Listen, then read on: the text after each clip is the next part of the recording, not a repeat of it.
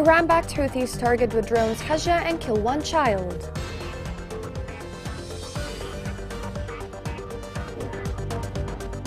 The United Nations says the war in Yemen has killed and injured thousands of children nationwide.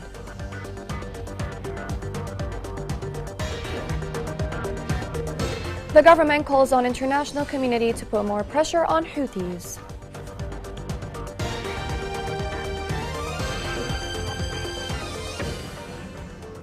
Welcome to Yemen Today TV. This is the English news with me, Shazad Abdelbain. In a new Houthi crime against children, a child was killed and two others were injured in a drone strikes that targeted a school in Hajjah. According to a local source, the child Yusuf Abdu, 11 years, was killed, while Ahmad Ali, 8 years old, and Sultan Hamid, 10, were injured. The Houthi militia's drones targeted students while they were on their way to school in a village under the government control. The United Nations said that the number of child victims in Yemen has risen to 11,000. The United Nations Children Fund stated in a report that about 4,000 children were killed since 2015. This report has more details. According to the UN, more than 11,000 children have been killed or wounded in Yemen's civil war since it began over 8 years ago.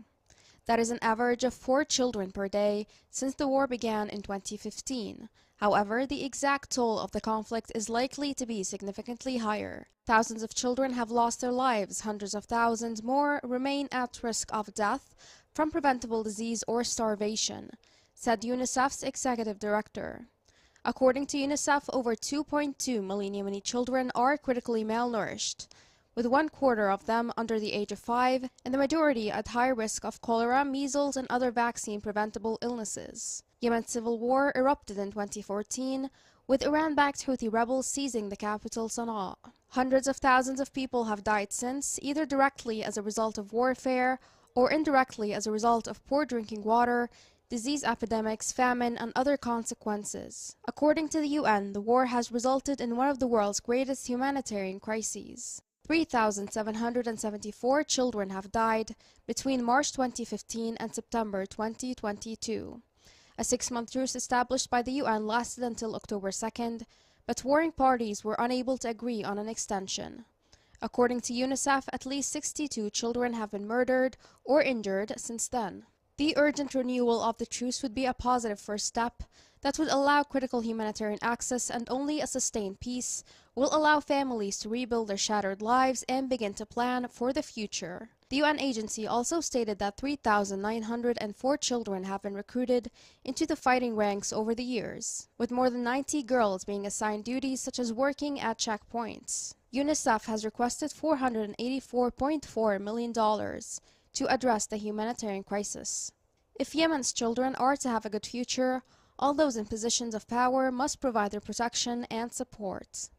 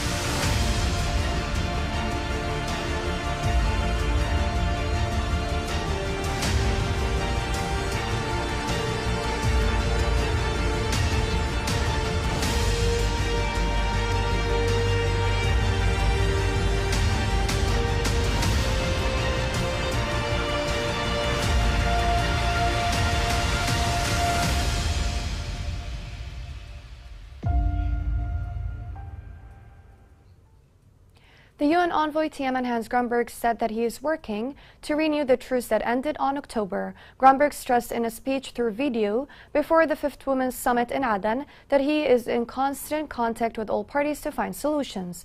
He stressed that any settlement must be comprehensive and based on various inputs of many segments of Yemeni society. The UN envoy stressed the need for securing a minimum 30% of women participation in any segment.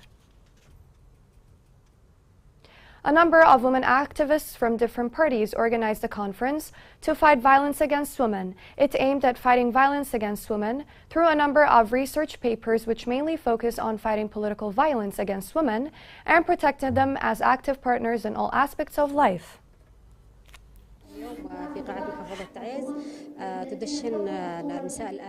A number of women politicians from different Yemeni parties in Taiz have launched a unified meeting to combat violence against women. The meeting includes submitting a number of action papers in different sides such as economy and religion. I participate in this meeting representing GPC political arm. In this meeting, we are combating the political violence against women. Women are subjected to political violence from all Yemeni parties without exception. There will be no peace or security unless women participate in the political decisions. We call to activate women's participation in the political arena.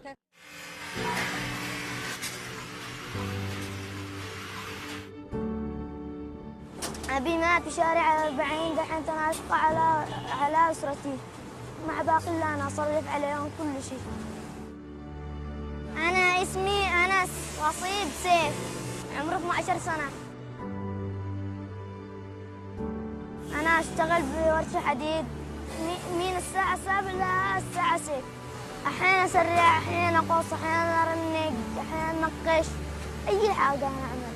لا الساعة لما تبدأ الساعة 6 أوقف. أنا وقفت الدراسة علشان ما في أحد يشقى على أسرتي. أدرس أخواني الباقي من دون 4 وأنا الخامس. أحلم إن أفتح ورشة أبي وأشقى على أسرتي وأمدي لهم مصاريف. وأدرس أخوتي لآخر الجامعات وأطبخ أي شيء.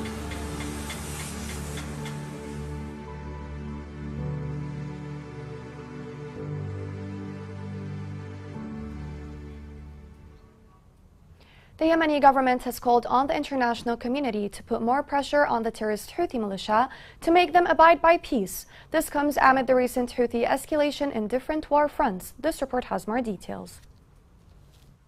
International pressure is piling against the terrorist Houthi militia for the refusal to end the crisis in Yemen and to reach peace. Earlier this week, U.S. envoy to Yemen Tim Linderking accused the Houthis of obstructing truce efforts. French ambassador to Yemen had recently said parties no longer believe the Houthis' claim that they are victims in the conflict. In November, British ambassador to Yemen said his country views Houthis' latest attacks on vital infrastructure in the war-torn country as terrorist acts. The legitimate Yemeni government has long called on the international community to designate the Houthis as terrorists. The government proposes that the international community must do so by stopping the flow of funds and arms to the militia so that they can no longer fuel their war machine. They must also push for the continued implementation of the Security Council Resolution 2216 and prevent the Houthis from gaining any legitimacy. Observers believe that there is only one side that is obstructing the political process in Yemen, and the international community lacks the means to change the situation. This creates an imbalance in pressure and in turn leads to more Houthi escalation and more concessions by the government. Designation of the Houthi militia as a terrorist group will lead to economic and political sanctions and will allow Yemen to restore some of its vitality and ease the Houthi oppression against the people. The designation must be coupled with real support to the Yemeni government that should not be limited to relief aid, but must include also building its capacity to recover. Secretary General of the Gulf Cooperation Council, Naif Al-Hajraf, called on the UN mission in Hodeidah to make progress in implementing the Hodeidah Agreement. This came in Al-Hajraf's meeting with the head of UNMAHA, Michael Berry, in the Saudi capital, Riyadh. The two sides discussed the latest developments in the political efforts to bring peace to Yemen through a peaceful solution and the mission's effort to implement the Hodeidah Agreement. A number of detainees in the central prison in Sana'a have gone on hunger strike against Houthis. They appealed to human rights and humanitarian organizations to end the violence and to release them at once, especially when their arrest is unlawful and is considered violation of the Constitution. In Aden, a conference for justice and law was organized to protect the human rights in Yemen. This event comes in line with the marking the International Human Rights Day that is observed on December 10. This report has more details. The war sparked by the terrorist Houthi militia has violated our rights and freedom in Yemen and dare to prohibit things until it rose to the level of systematic war crimes. This called for a serious stand by the higher state institutions, headed by their presidency, ministries, and the relevant judicial and justice agencies, with the aim of finding mechanisms to limit Houthi violations. Today, we remind the entire world with all the violations that the Houthi militia are practicing against civilians. These violations include torture, forced disappearance, restricting civilians' movements, and the legal arrests and many others. Such events are very important and a good chance to remind the international community to carry out its duties in order to promote and respect human rights. The government's realization of this Houthi persistence and the militia's abuse of violating the basic rights of Yemenis resulted in networking with the relevant UN organizations and commissions in this regard to protect the remaining rights. Experts in the field of human rights believe that human rights violations resulting from any war cannot stop unless these wars and conflicts end. We need to protect human rights during this hard time that the country is going through.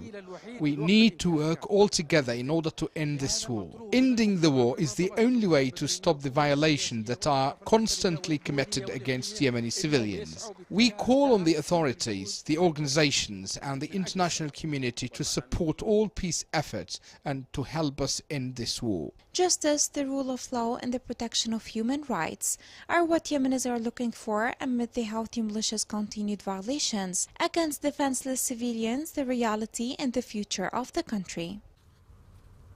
In Al-Jawf, a number of Houthi militants were injured in an attack by tribal gunmen on Al-Hazm security administration in the city. A local source said tribal gunmen attacked and stormed the building of security department in Al-Hazm and freed 2 cars that has been seized by the Houthi militia.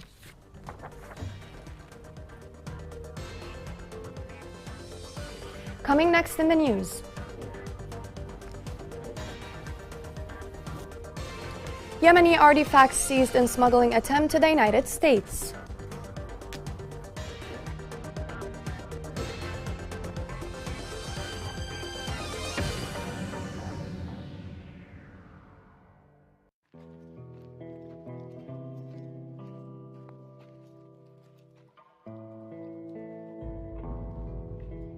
أنا خارج ألعب جهة أصحابي وهو الرمو علينا إن إحنا لو نرمو قعلي أصحابي صاروا يدافعوا أصحاب المخيم بزين صاروا شايفيننا.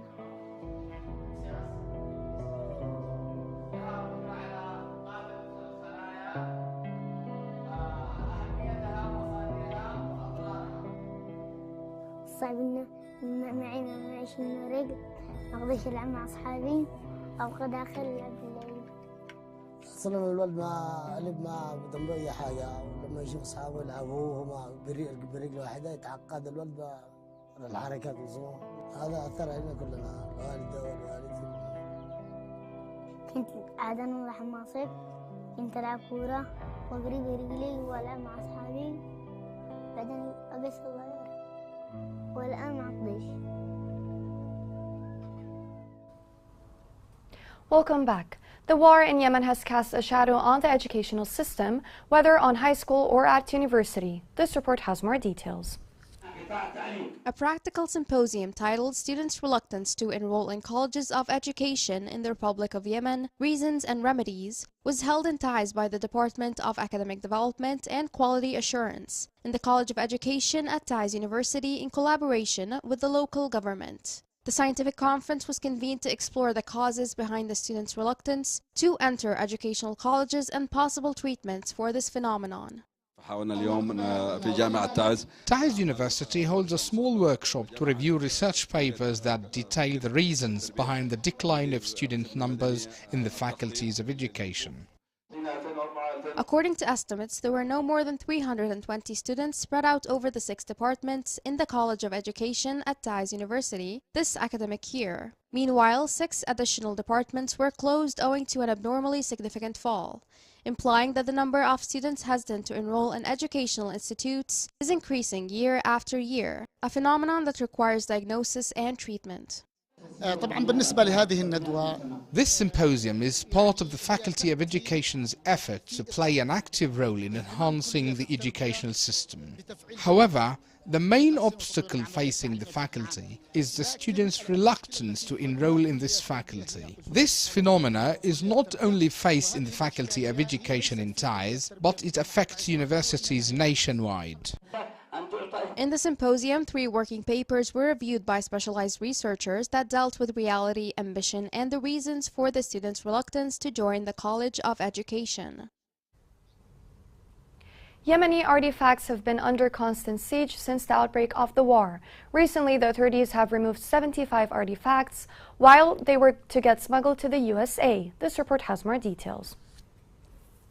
The U.S. authorities said 75 stolen Yemeni artifacts were seized during an attempt to smuggle them to the U.S. This coincides with the Yemeni government's call for Arab backup to preserve the Yemeni heritage and restore stolen artifacts. The ambassador of Yemen to the United States condemned the efforts of the U.S. Department of State and relevant authorities to activate the decision to protect the Yemeni heritage and ban the trafficking and smuggling of Yemeni antiquities. During his meeting with the Assistant Secretary of State, he said that the Yemeni government appreciates the U.S. security body's efforts that led to seizing the antiquities. This contributes to raising awareness, protecting the Yemeni heritage, and combating the smuggling and trafficking of Yemeni antiquities in the future. Meanwhile, the Yemeni Information Minister called on his Arab counterparts, the Arab League Educational, Cultural, and Scientific Organization, and similar organizations to reinforce coordination in the protection of cultural heritage in Yemen. The call was made at the 23rd Conference of Arab Culture Ministries,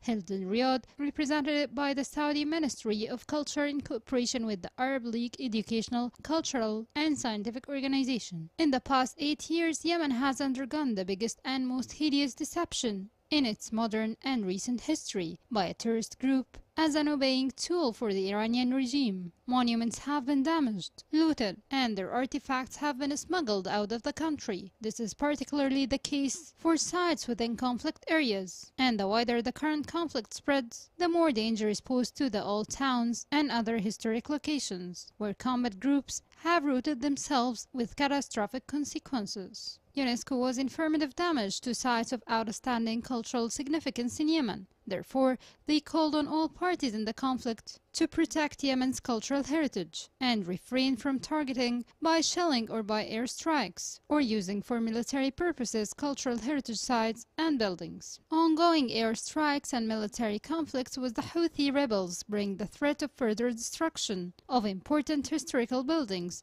and cultural monuments in Yemen. Each time the country confronts clashes, numerous historic monuments suffer due to continuous devastation and ongoing smuggling. The Merchants Syndicate protested against the policies imposed by the terrorist Houthi militia against merchants in areas under its control. This comes after the Houthi militia decided to reduce the prices in areas of control in exchange for raising customs by the government in Aden.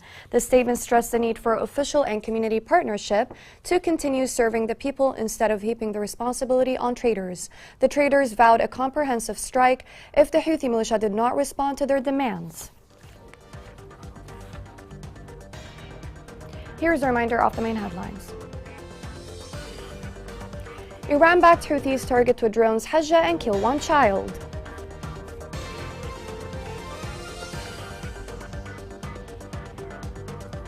The United Nations says that the war in Yemen has killed and injured thousands of children nationwide.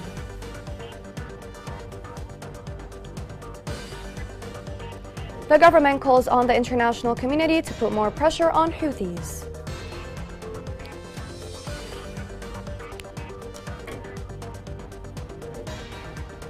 This is the end of the news. Thank you for watching.